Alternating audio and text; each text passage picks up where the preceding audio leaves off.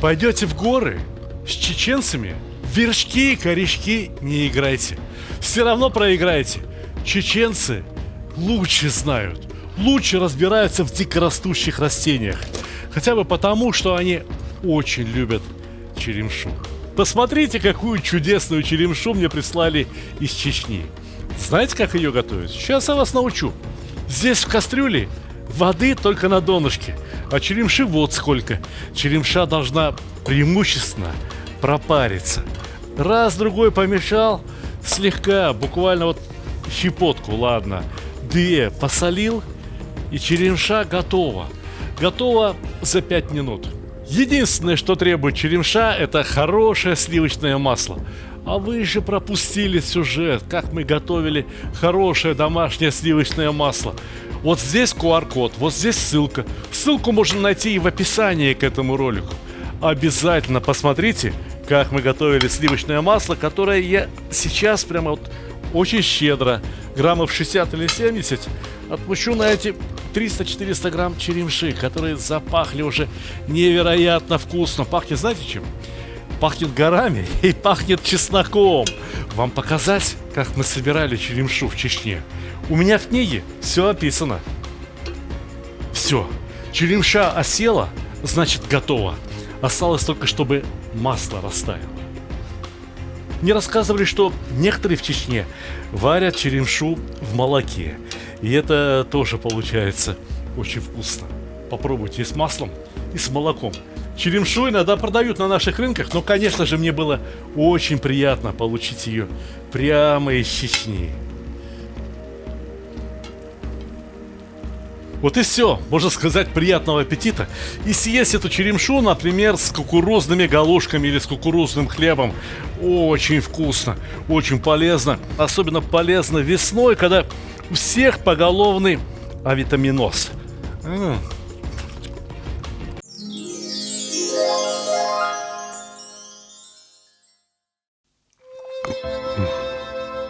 Кто сказал, что вода не имеет вкуса, цвета и запаха?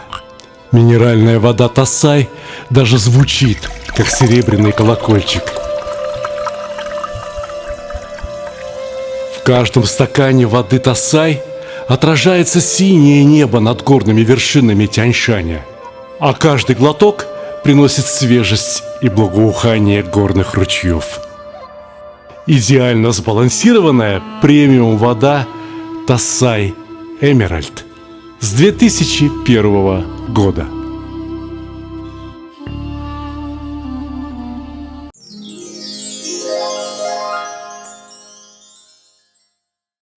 У меня вот здесь есть еще очень много зелени. Это зелень не дикорастущая. Эту зелень вырастил кто-то в огородах. Но тем не менее, и она тоже очень полезная. А еще полезнее яйца от курочек, которые клевали вот такую зелень. Вот если все это смешать, сливочное масло, зелень и черемшу, знаете, что получится? Ребята, получится тю-тю, азербайджанский омлет. Приступим? Во-первых, шпинат нарежем мелко-мелко, тонко-тонко. Сначала тоненькими полосочками, а потом поперек. Порубите его так, чтобы он между зубов не застревал. Щавель. Щавель для очень приятной кислинки. Порубите, конечно, не так, как для 3-дневных цыплят, но все-таки. И всю остальную зелень. Лук, петрушку, кинзу, укроп и базилик изрубите очень мелко.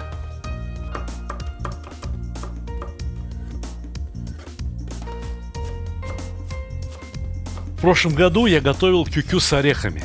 Кто не посмотрел, может посмотреть вот здесь. Вот вам QR-код, вот вам ссылочка на ролик. Кто не найдет ссылку на ролик здесь, значит, она есть в описании к этому ролику. Обязательно посмотрите. Все очень похоже, но все-таки немножко не так.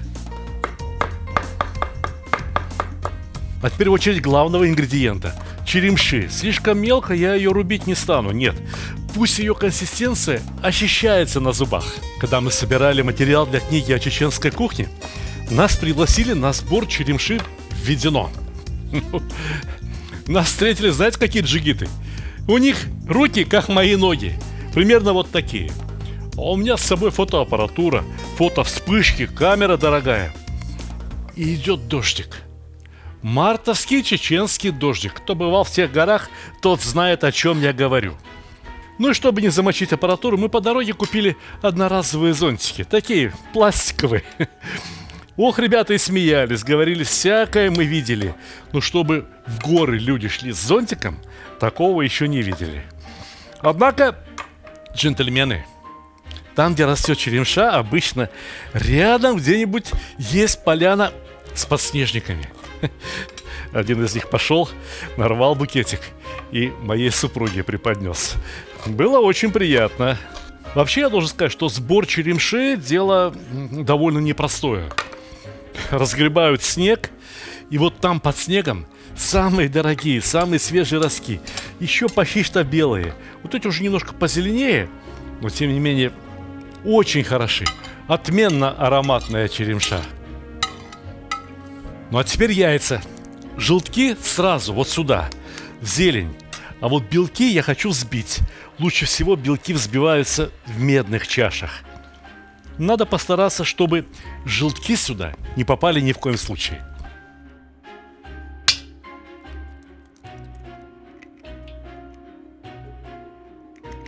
Белки взбить щепоткой соли.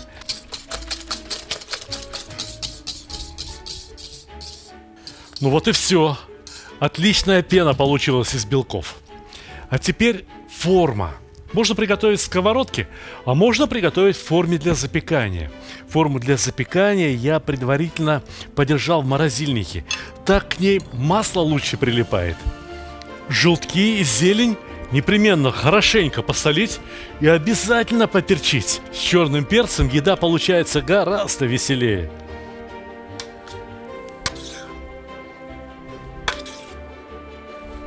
Выкладывайте зелень с желтками рыхло, так, чтобы белки прошли между стебельков.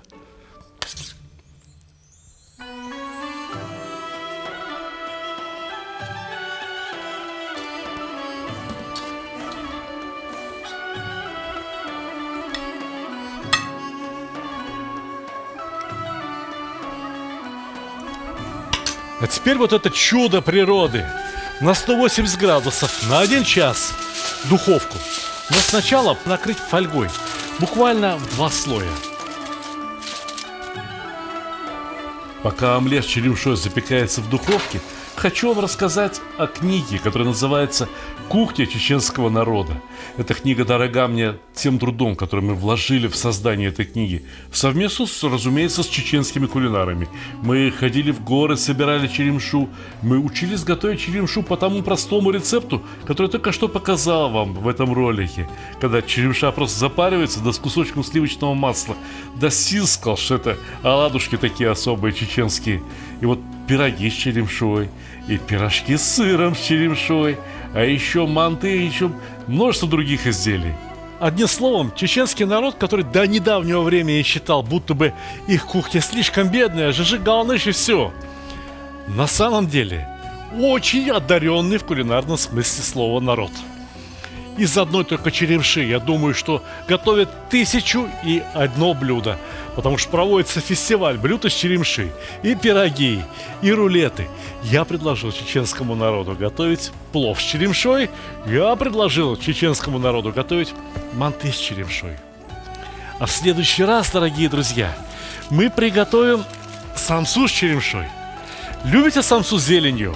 Пробовал кто-нибудь? О, будет такая самса из слоеного теста. Не забудьте подписаться на наш канал, не забудьте поставить лайк, чтобы вам уведомление пришло. Ну а пока что чеченско-азербайджанское блюдо кю-кю. Пожалуйста, еще одна новинка с черемшой. Вы бы знали, как это вкусно пахнет. О!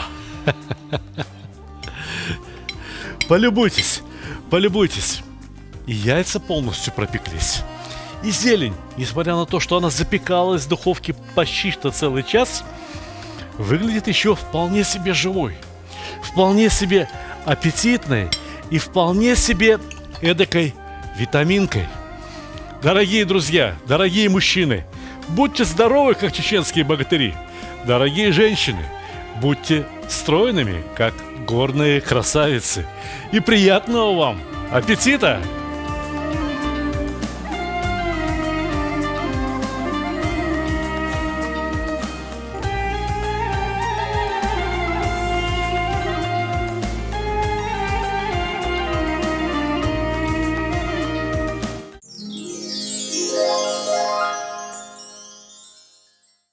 Дорогие друзья, буквально 5 минут о моих книгах. Вот эта книга составлена по заявкам теле- и радиослушателей. То есть вы выбрали рецепты для этой книги. Все рецепты, которые собрали наибольшее количество лайков в Ютубе, которые собрали наибольшее количество подписчиков, которые собрали наибольшее количество просмотров, вошли в эту книгу. 75 моих лучших рецептов. Все самое лучшее, что имеет, так сказать, кулинария Сталика Ханкишиева в одной книге. Каждый рецепт имеет QR-код. Вы можете прочитать, все очень подробно написано, фотографии каждого шага, как что делать, а потом еще и посмотреть на ютубе и задать мне вопрос, если вам что-либо непонятно. Очень интересная книжка «Счастье кулинара», она во многом автобиографическая. Здесь о еде моего детства, о том, что мы готовили с супругой, когда были молодыми, о том, что мы любим готовить сейчас. Это пончики и кремль, это то, что я любил очень в детстве. Это малосольный огурчик, это то, что я любил, когда мне было лет 30-40. Знаете, да, почему? А вот это, например, апельсиновый сок, но это все только для красоты. Потому что дальше идут какие-то бифштексы, какие-то очень интересные блюда. Например, такая вот каша рисовая, которую не грех подать на Пасху. Книга «Мангал». Сейчас начинается летний сезон, сезон шашлыков. Все, что необходимо знать про шашлык, написано в этой книге. Вы научитесь готовить шашлык лучше, чем повара во многих ресторанах. Книга «Казан, баран и Дастархан». Все о том, как готовить баранину. От ее разделки, от того, какую часть туши на какое блюдо отправить, как его пожарить, сварить, потушить, запечь, что угодно. Ох! Моя самая первая книга «Казан Мангал» продается уже 17 лет, продано более миллиона экземпляров. Люди очень любят эту книгу. Одна из моих самых новых книг – это «Кухня чеченского народа». Если кому-то уже поднадоела узбекская кухня, поднадоела азербайджанская, вот перед вами Кавказ. Вот еще кое-что вкусное, вот еще кое-что очень интересное, вот еще кое-что очень необычное. Великолепный подарок не только выходцам с Кавказа, но и русским людям. Очень интересно. Книга «Плов», книга «Казан». Эти две книги, пожалуй, что мои главные книги, главный труд. Я в них вложил труда неимоверно. Знаете, как они сделаны внутри? Таких книг я не видел, что кто-нибудь еще делал такие книги. Ну, фотографии, ладно. Фотографии я всегда делаю сам, всегда стараюсь сделать их роскошными.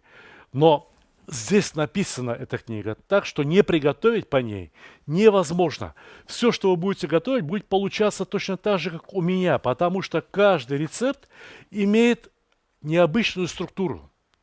Во-первых, здесь указано, какая температура должна быть в казане, сколько минут должна продолжаться та или иная операция.